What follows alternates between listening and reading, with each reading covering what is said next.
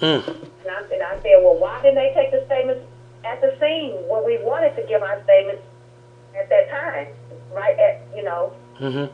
And they said, well, we don't want your statements. And I'm like, that's my right. The police told you, hold on, the police told you that they did not want to take a statement from you after you reported to them that your son had been tasered wrongfully. Exactly. They didn't take anybody's statement in this house except for my husband. It was very brief.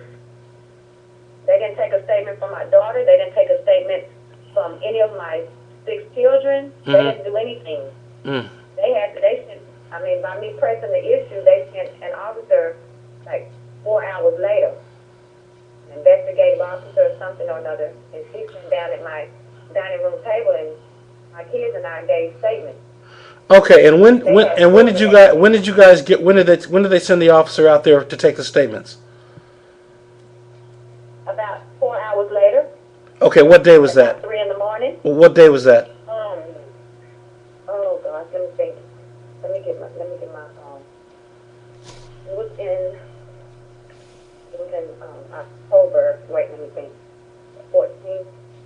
I gotta go to my truck. Oh, that's all right. Just generally speaking, I need to know. That's all right. I can find out the exact date later. Okay. Okay. I have a few more questions and a few additional comments. Let me walk you through and tell you what my credentials are, and then I'm going to tell you what I think you have here. Okay? Yes, sir. All right.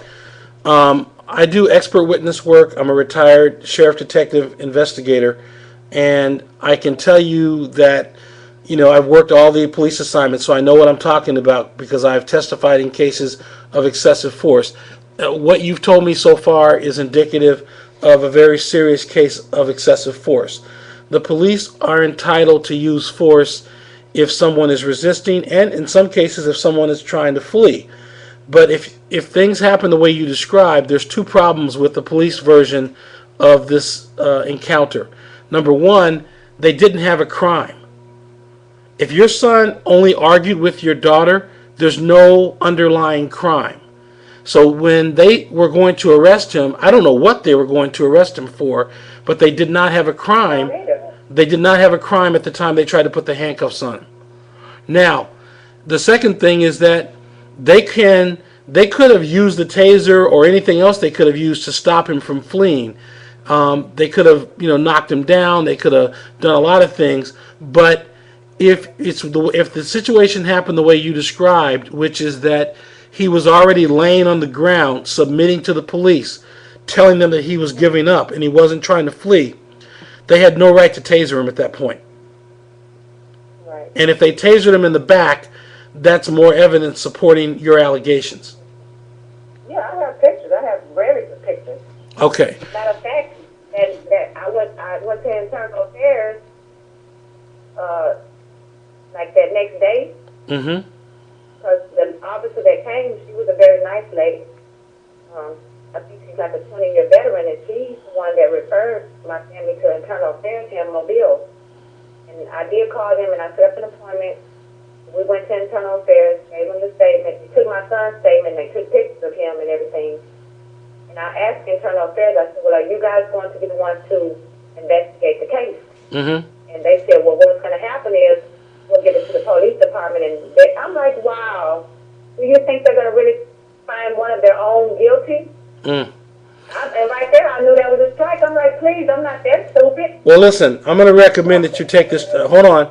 I'm going to recommend that you, if you wouldn't mind doing this, I'm going to give you some options, okay? Yes, sir. Okay. I need you to fill out a complaint form through our website at policeabuse.com. We will file a complaint on your behalf, not only with the local police department, but we will file a complaint with the FBI criminal section that investigates police misconduct.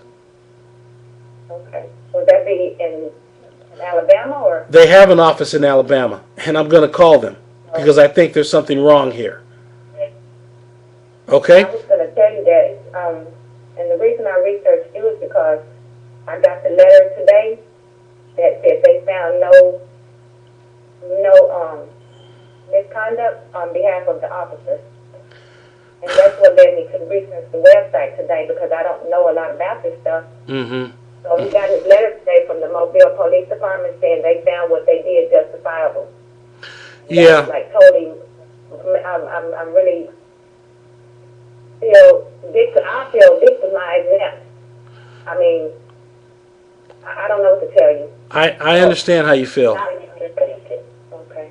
I understand I exactly. I did call, as soon as I got the letter, I did call I think he's a captain Mm-hmm. on the police force, that he didn't investigate the case, but he's the one that signed the letter. Mm-hmm. Lieutenant Mark Morgan is the one that investigated, the Mm-hmm. police officer.